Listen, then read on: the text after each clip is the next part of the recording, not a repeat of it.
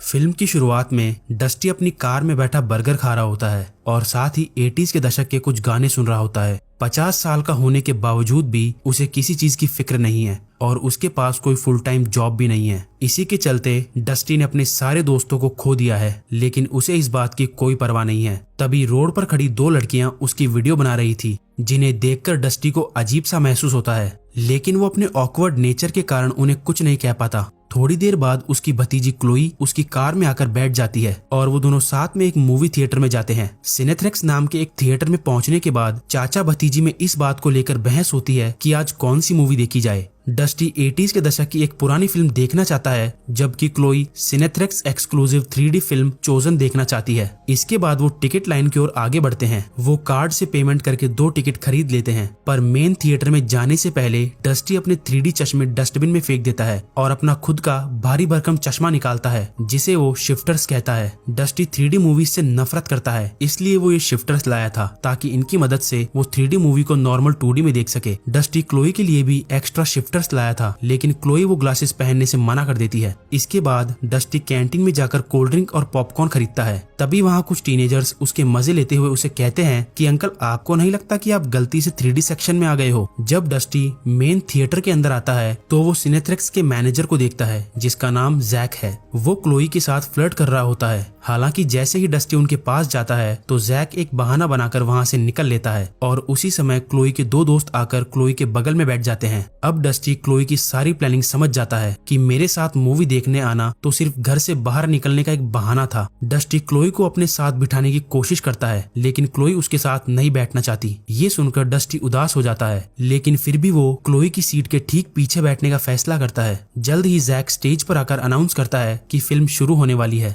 Jack film देखने से पहले कुछ नियम बताता है। कोई भी व्यक्ति फिल्म देखते समय अपने फोन का इस्तेमाल नहीं करेगा और सभी लोगों को अपना सिनेथ्रेक्स 3D चश्मा लगाकर ही मूवी देखनी है। थिएटर में बैठे सभी लोग मूवी की एक्साइटमेंट में चिल्लाना शुरू कर देते हैं। फिर फाइनली फिल्म चोजन शुरू हो जाती है। ये फिल्म एक लव स्टोरी पर आधारित होती है, जिसमें बिल्कुल घटिया किस्म की एक्टिंग की गई है, लेकिन फिर भी थिएटर में बैठे लोग इसके अल्ट्रा रियलिस्टिक 3D एक्शन के कारण फिल्म को एंजॉय कर रहे थे। हालांकि अंकल डस्टी, जिन्होंने अभी कोई चश्मा नहीं पहना हुआ है, वो इस मूवी से पूरी तरह से निराश है। थोड़ी देर बाद उसे अपने शिफ्टर्स चश्मे याद आते हैं और वो उन्हें पहनकर फिल्म देखने का फैसला करता है। हालांकि क्योंकि वो चश्मे 3D मूवी को 2D में दिखा रहे थे, इसलिए डस्टी को अभी भी कोई खास मजा नहीं आता। फिर वो आसपास में बैठे बाकी लोगों को परेशान करने की सोचता है। वो क्लोई के दोस्तों में से एक को मैसेज करते हुए देख लेता है और उसे भी तो ऐसे ही किसी मौके की तलाश थी। क्लोई की दोस्त को तंग करते हुए वो उसे कहता है कि क्या तुम्हें याद नहीं, थिएटर में फोन का यूज करना मना है। तभी डस्टी सोचता है कि वो क्लोई को उसके दोस्तों के सामने शर्मिंदा करने में पूरी तरह से सफल हो गया है। जैसे जैसे फिल्म आगे बढ़ती है, डस्टी और भी ज्यादा बोरिंग फील करता है। तभी अचानक फिल्म के एक सीन में वो कुछ अजीब सी चीज नोटिस करता है, जैसे कि स्क्रीन धुंधली हो गई हो। हालांकि जब वो अपने शिफ्टर्स उतारता है तो उसे कुछ दिखाई नहीं देता।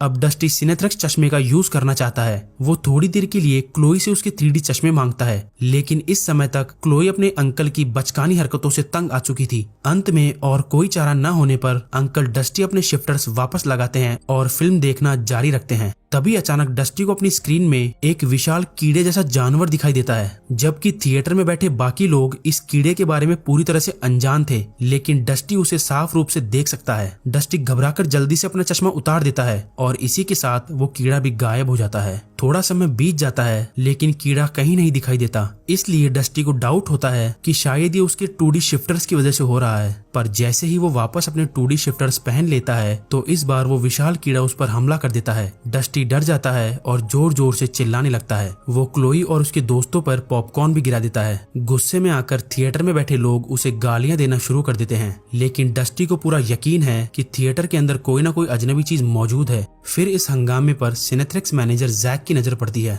वो डस्टी के पास आता है और बाकी लोगों की खुशी के लिए उसे मेन थिएटर से बाहर ले जाता है। क्लोई चिंतित हो जाती है और फिर वो उनका पीछा करती है। थिएटर से बाहर आने के बाद डस्टी जैक को ये समझाने की कोशिश करता है कि स्क्रीन से कोई भयानक चीज निकली और उसने उस पर हमला कर दिया, लेकिन जैक उसे कहता है कि अंकल, आपके जमाने के लोग अल्ट्रा रियलिस्टिक 3D एक्शन को असलियत समझ बैठते हैं, वहाँ ऐसा कुछ भी नहीं है। अब ज्यादा बहस न करते हुए डस्टी अपने रिफंड की मांग करता है और घर वापस जाने का फैसला करता है। है, लेकिन क्लोई घर नहीं जाना चाहती क्योंकि वो पूरी फिल्म देखने का इरादा बना चुकी थी और वो डस्टी को वहीं छोड़कर वापस थिएटर में चली जाती है। डस्टी उसके पीछे जाने की कोशिश करता है, लेकिन जैक उसे ये कहते हुए रोक देता है कि अब आपको अंदर जाने की अनुमति नहीं है। लेकिन चूंकि वो मेन हॉल में इंतजार नहीं कर सकता था, इसलिए जैक उसे प्रोजेक्शन रूम में ले जाता है। वहाँ जैक और उसके एम्प्लॉयज बातें करते हैं कि कैसे सिनेथ्रेक्स अपने सुपर रियलिस्टिक सिनेमैटिक्स और विजुअल्स के कारण दुनिया पर कब्जा कर लेगा। अब 2D का जमाना चला गया है और अब उनकी जगह 3D ने ले ली है। वो डस्टी को भी इस फिल्म को 3D में आजमाने के लिए कहता है और अगर फिर भी उसे ये फिल्म पसंद नहीं आती है तो वो उसे उसके पैसे उसी वक्त रिफंड कर देगा। फिर जैक डस्टी को सिनेथ्रेक्स ग्लासेस देता है, लेकिन एक लंबे सोच विचार के बाद डस्टी ग्लासेस लेने से मना कर देता है, जिस वजह से सिनेथ्रेक्स के एम्प्लॉयज गुस्सा हो जाते हैं और अचानक सभी ज़ॉम्बीज में बदल जाते हैं। फिर वो डस्टी पर हमला करते हैं, लेकिन तभी डस्टी अपनी जेब से एक सड़ा हुआ बर्गर निकालकर उसे उन ज़ॉम्बीज के मुंह में ठूस देता है और किसी न किसी तरह से उनके चंगुल से बच जाता है। फिर डस्टी मेन हॉल की ओर भागता है और बिल्डिंग से बाहर निकलने का रास्ता ढूंढने की कोशिश करता है। हालांकि ये असंभव है क्योंकि सिनेथ्रेक्स के सभी एम्प्लॉयज अब ज़ॉम्बीज में बदल चुके हैं और सब के सब डस्टी की तलाश में जुट जाते हैं। तभी डस्टी एक स्टोर रूम के अंदर छुप जाता है। वो खुद को एक ऐसी भयानक चीज करने के लिए तैयार करता है जिससे वो सबसे ज्यादा नफरत करता है। वो क्लोई को कई सारे मैसेजेस भेजता है जिसमें वो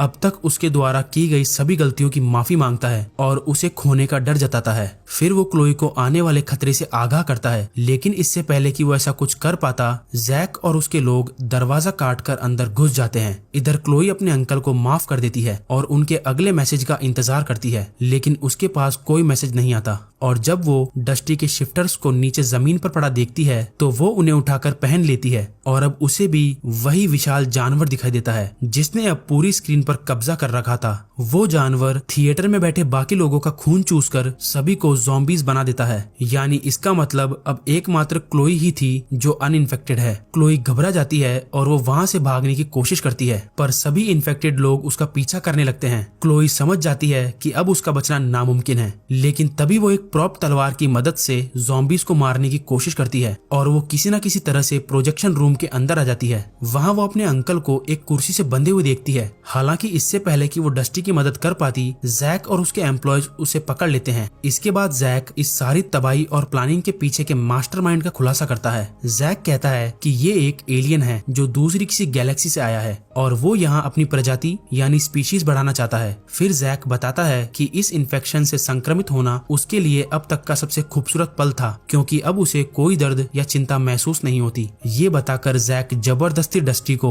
सिनेथ्रेक्स 3D चश्मे पहनाता है और उसे चूजन फिल्म देखने के लिए कहता है। और ये साफ था कि ग्लासेस पहनकर फिल्म देखने से डस्टी भी उन्हीं की प्रजाति का एक आदमी बन जाएगा। लेकिन तभी सही समय पर क्लोई एक कांच का टुकड़ा घुसाकर उस एलियन को पीछे की ओर धकेल देती है, जिससे जैक और उसके एम्प्लॉयज कुछ पल के लिए अपना सुध-बुध खो बैठते हैं। तब तक क्लोई अपने अंकल को उनके बंधन से मुक्त कर देती है, पर दुर्भाग्य से इससे पहले कि वो भाग पाते, जैक अपने मुंह से एक एलियन का जाल निकालता है जो क्लोई को पकड़ लेता है और उसे भी इन्फेक्ट करना चालू कर देता है। फिर क्लोई के चेहरे में भी नसें निकल जाती है। इसका मतलब अब वो ज़ॉम्बी बन चुकी है और इन्फेक्टेड है। लेकिन तभी डस्टी एक कुल्हाड़ी से 80s के हीरो की तरह जैक का सिर काट देता है, लेकिन इसका कोई मतलब नहीं था क्योंकि क्लोई तब तक पूरी तरह से इन्फेक्टेड हो चुकी थी। जल्द ही दोनों बिल्डिंग के मेन गेट के पास आ जाते हैं और जब डस्टी बिल्डिंग का मेन गेट खोलता है तो वो देखता है कि बाहर के शहर को एक विशाल एलियन ने बुरी तरह से तबाह कर दिया है। अब इसका मतलब ये है कि पूरी दुनिया को एलियंस ने अपने कब्जे में ले लिया है। वहीं क्लोई भी अब अपने असली रूप में आ जाती है। क्लोई डस्टी से इस बदलाव और फैक्ट को स्वीकार करने के लिए कहती है क्योंकि अब यहाँ से बाहर निकलने का कोई रास्ता नहीं है। डस्टी अपना मन बदल ले, इसीलिए वो सभी इन्फेक्टेड लोग एक गाना भी गाते हैं। अंत में ये महसूस करते हुए कि उसके पास अब और कोई चारा नहीं है, डस्टी हार मान लेता है और उनके साथ गाना गाना शुरू कर देता है। यहाँ से सीन शिफ्ट होता है और अब सभी लोग थिएटर के अंदर वापस आ जाते हैं जहाँ दोबारा वही फिल्म चलाई जाती है। क्लोई, जो कि अब पूरी तरह से इन्फेक्टेड है, अपने अंकल को एक सिनेथ्रेक्स चश्मा देती है ताकि वो भी उन सब की तरह बदल जाए और इस बदलाव को स्वीकार कर ले। यहाँ फिल्म एंड हो जाती है क्योंकि अब डस्टी बड़ी उत्सुकता के साथ स्क्रीन से एलियंस का आने का इंतजार करता है। इस वीडियो को यहाँ तक देखने के लिए आप सभी लोगों का बहुत बहुत धन्यवाद।